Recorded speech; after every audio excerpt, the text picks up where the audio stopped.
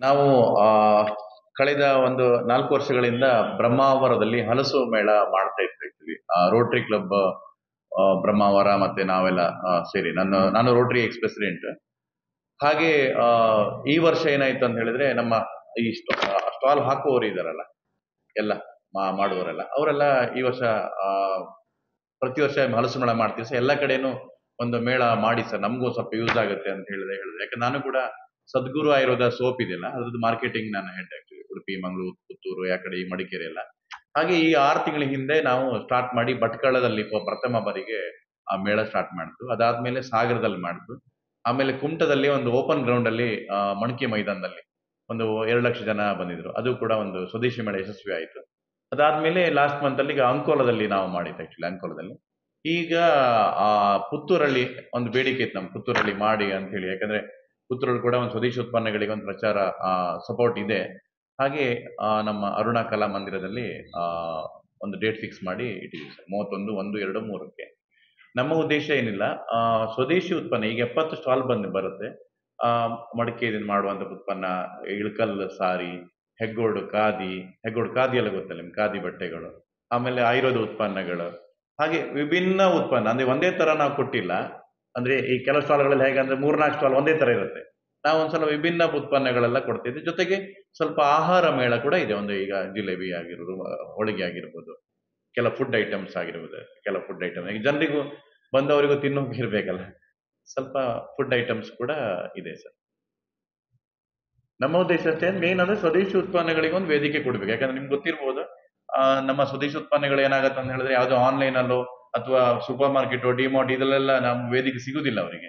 ಈ ತರ ನಾವು ಮೇಳ ಮಾಡಿದಾಗ ಏನಾಗತ್ತೆ ಅಂತ ಹೇಳಿದ್ರೆ, ಆ ಮೇಳದಲ್ಲಿ ಇವರು ಕೂಡ RK ಪಿಕಲ್ಸ್ ಅಂತ ಹೇಳಿ ಒಂದು ಭಾಸ್ಕರ್ ಪೂಜಾರಿ ಅಂತ ಇವರು ಅದ್ರದ್ದು ಮಾರ್ಕೆಟಿಂಗ್ ಮಾಡ್ತಾ ಇದ್ದಾರೆ. ನಾನು ಕೂಡ ಸದ್ಗುರು ಆಯುರ್ವೇದ ಸೋಪ್.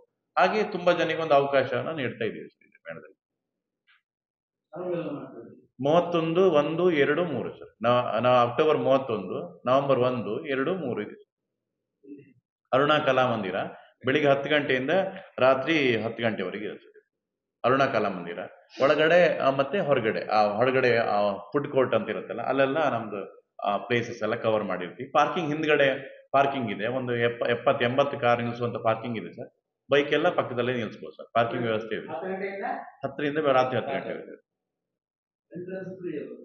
ಎಂಟ್ರೆನ್ಸ್ 2 ಕಡೆ ಇರುತ್ತೆ, ಒಂದ್ ಕಡೆ ಎಂಟ್ರಿ, ಒಂದ್ ಕಡೆ ಉಚಿತ ಪ್ರವೇಶ. ನಮ್ದು ಎಲ್ಲೂ ಚಾರ್ಜ್ ಇರೋದಿಲ್ಲ ಸರ್ ನಮ್ದು.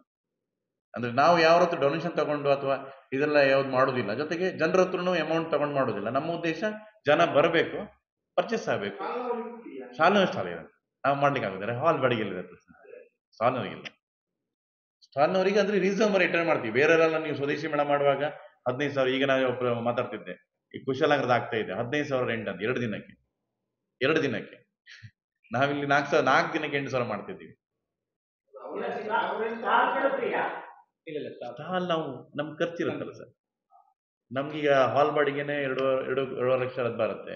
ಪ್ರಮೋಷನ್ ಮಾಡ್ತಿದ್ದೀವಿ, ನೋಡಿರ್ಬೋದು ನೀವೆಲ್ಲ ಯೂಟ್ಯೂಬರ್ಸ್ ಆಗಿ ಪ್ರಮೋಷನ್ ಆಗಿರ್ಬೋದು, ಇದೆಲ್ಲ ನಾವು ಮಾಡ್ತಾ ಇದ್ದೀವಿ. ಮತ್ತೆ ಅಲ್ಲಿ ಶಾಮಿಯಾನ ಹಾಕಿ ಸ್ವಲ್ಪ ಅಷ್ಟು ಸಾಕಾಗುದಿಲ್ಲ ಹಾಲ್. ಮತ್ತೆ ಟೇಬಲ್ಸ್ ಬೇಕು, 200ಕ್ಕಿಂತ ಹೆಚ್ಚು ಟೇಬಲ್ ಬೇಕು. ಸ್ವಲ್ಪ ಲೈಟಿಂಗ್ ವ್ಯವಸ್ಥೆ ಮಾಡ್ಬೇಕಾಗತ್ತೆ. ಮಾಡಿದ್ಮೇಲೆ ಸ್ವಲ್ಪ ಒಳ್ಳೇದು ಮಾಡ್ಬೇಕಾಗತ್ತೆ ಸರ್.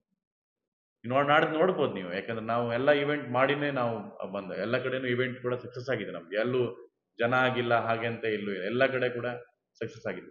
ಸುದ್ದಿ ಚಾನಲ್, ಕ್ಷಣ ಕ್ಷಣದ ಸುದ್ದಿಗಾಗಿ.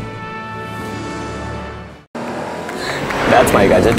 Let's go have some fun then.